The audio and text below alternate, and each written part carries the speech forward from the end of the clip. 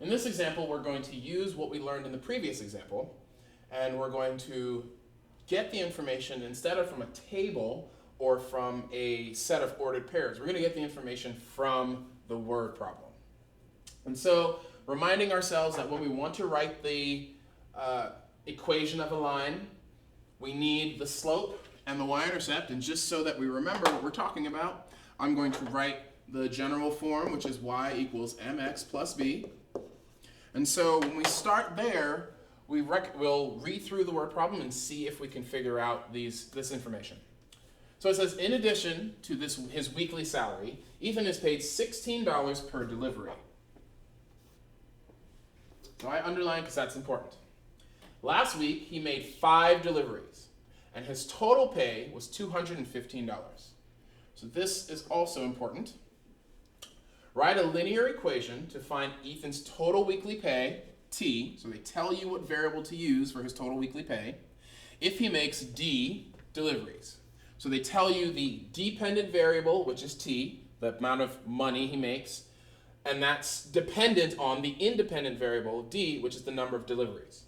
And so if I was to write this in mx plus b form, I would have T equals m, and then D plus b. And you're saying, where did I come up with this? Well, my output or my dependent variable, okay, it comes from my range, and that's my y. My slope is m.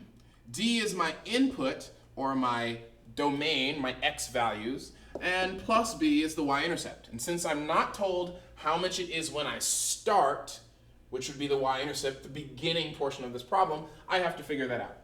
But I just wanted to make sure we see what the form is. So what we're going to do is we're going to use this form and we're going to figure it out. So what we're given is, the following. Usually I would take a point, which is x comma y, plug it in, and solve for b. But in this case, I have different variables, and so my variables are d comma t. And so since my variables are d comma t, that corresponds to my x and y, and so I'm going to use the information from the word problem to plug in and solve for my b, or my y-intercept, the starting amount of money. And so this is what we have. Our t in this case, our first point that we're going to use, is 5 for my d in this case, and that's the number of deliveries he made. And when he made 5 deliveries, he had a total of $215. So now I have my point. I need my slope. Well, the slope usually goes in front of the independent variable, and in this case, my independent variable is d for the deliveries, and they tell me that it's $16 per delivery. So that means for every delivery, I get an extra $16. So that means that my slope in this case is going to be 16. And so now what I'm going to do is I'm going to solve my equation because I have a slope. The slope is 16, but I don't have my y-intercept, so I have to solve for that. So when I plug in, I have 215 in the place of t, because that's the price, is the slope, which is 16, times the d value, which is my number of deliveries, the independent variable, and I'm plugging that in, and I'm going to get plus b. And so really I'm using the same exact format as before to solve this problem. And so I'm going to solve for b,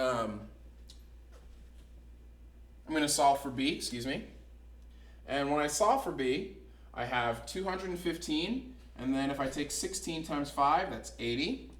So I have 215 is equal to 80 plus b. I do the additive inverse of positive 80, which is negative 80, subtract it away. And then I get b is equal to 215 minus 80. And so if I do 215 minus 80, I get 135.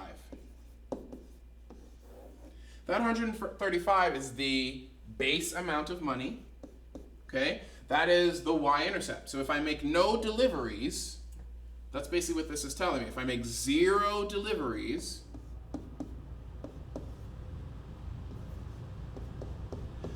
I start with $135, which makes sense because if we go back to the words of the problem, it says, in addition to his weekly salary. So if I asked you what his weekly salary was, you should have been able to tell me it was 135. That's how much he's starting with before we add on 16D, the amount of money he makes per delivery.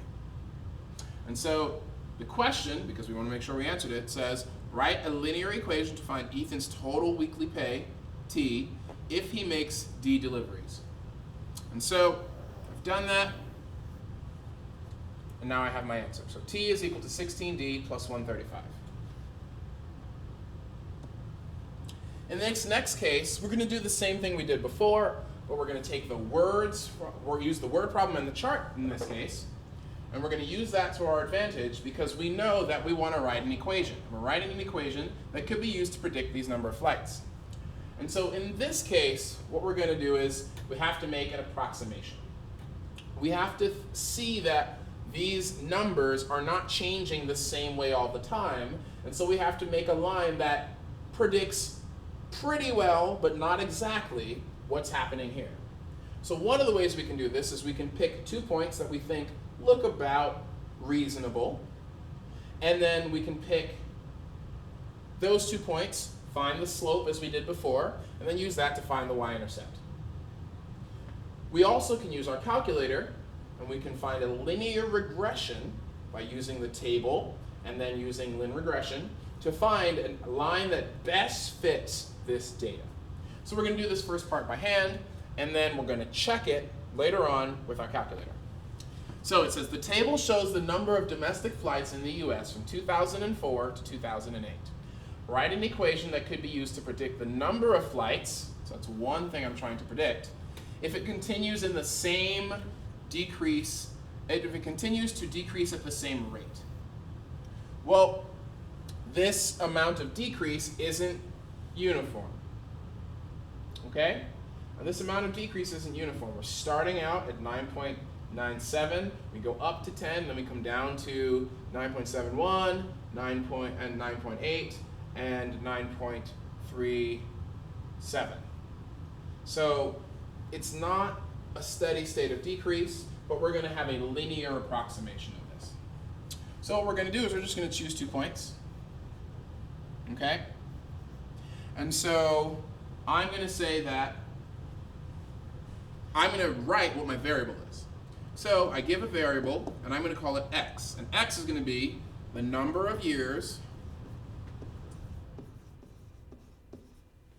okay, the number of years that have passed. My y value is going to be the number of flights in the millions.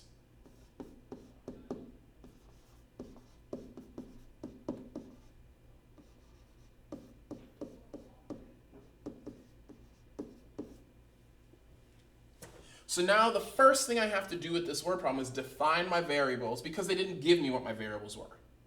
And in the previous problem, we didn't have to define them, but now we do. So now when I define these, I now can use this to write an equation. But first, I need a slope, and I need a y-intercept. So I'm going to choose 2004, and 2004, okay, 2004, comma, 9.97. And then I'm going to choose 2008, comma, 9.37. And again, this is an approximation. We can clearly tell that these numbers do not change the same amount each time. There's not the same amount of decrease, but we're trying our best to figure out what we would do with this. So we have to choose 2 points, and we're going to make the line that probably best fits this. And so I choose the beginning and the last, and now I'm going to use the slope formula.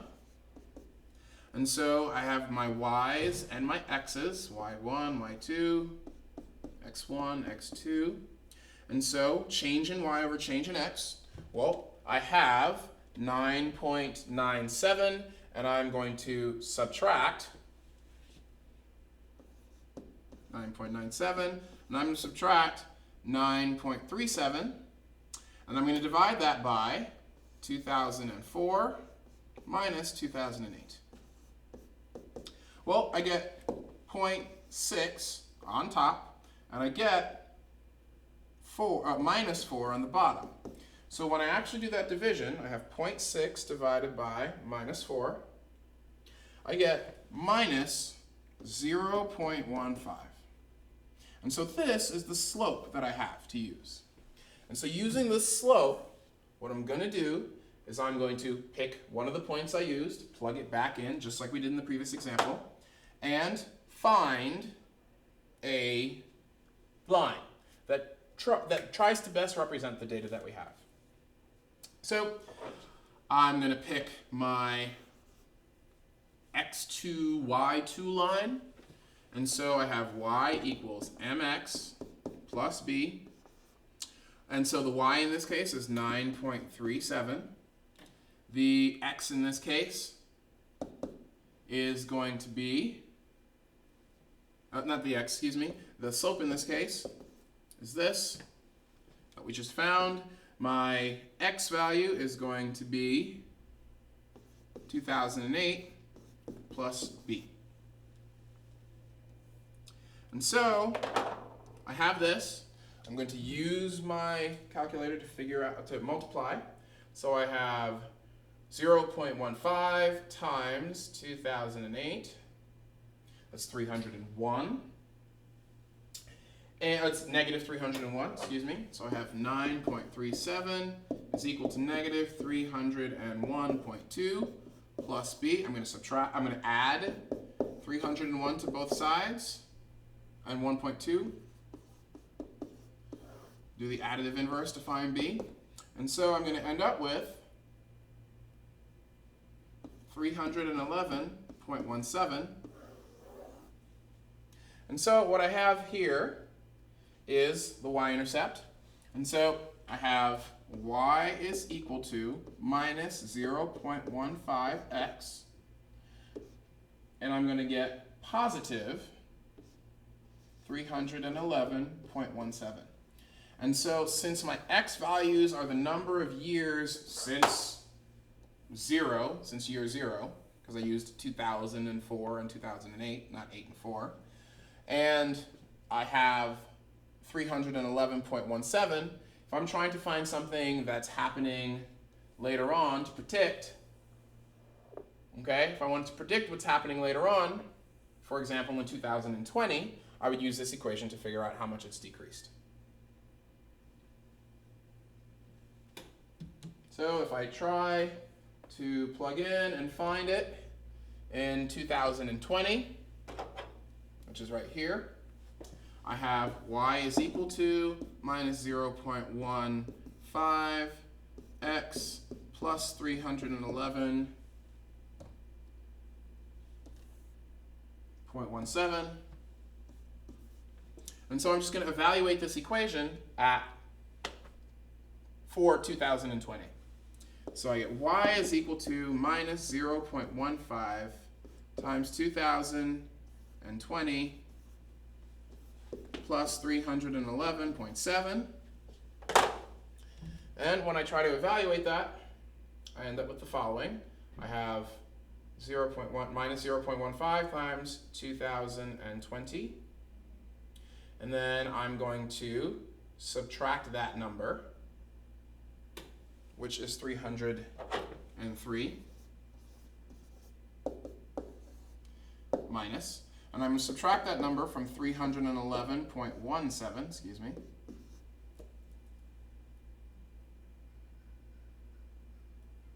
and I'm going to end up with positive 8.17.